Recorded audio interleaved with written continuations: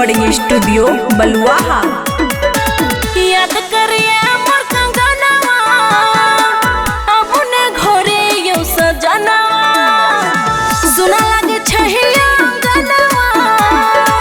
प्यार के रंग में रंगुना केकरा पे करब सिंगार देखे खातिर नैना तरसे देखे खातिर नैना तरसे तरसे छिया हो किया बिना रतिया सैया आबै नै छै निंदिया किया बिना रतिया सैया आबै नै छै निंदिया।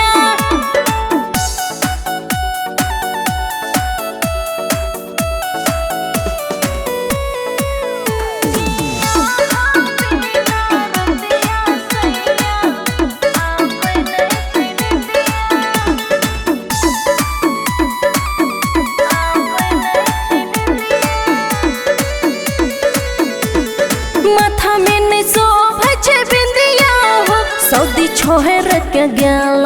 इंडिया हो पानी बिना लहर मारे नदिया हो कोली बिना सोना लागे बगिया हो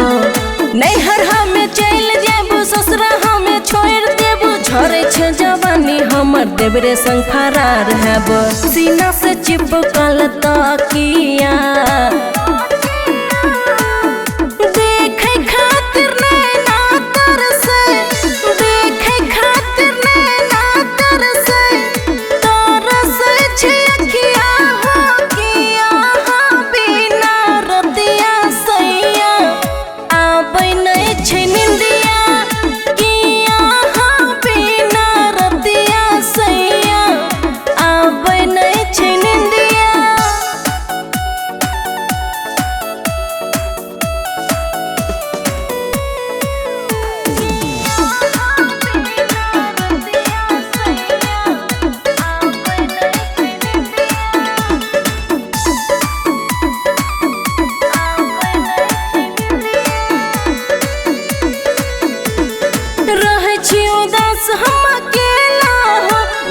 करे छिए फोन पर झमेला हो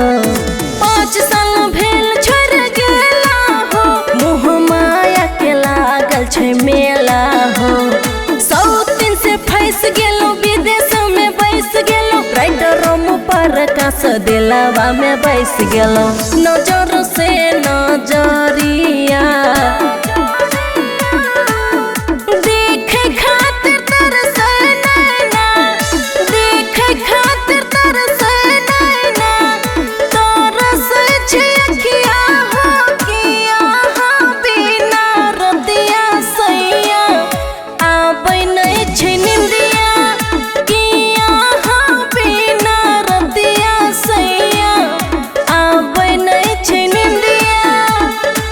खुशी रिकॉर्डिंग स्टूडियो बलुआहा।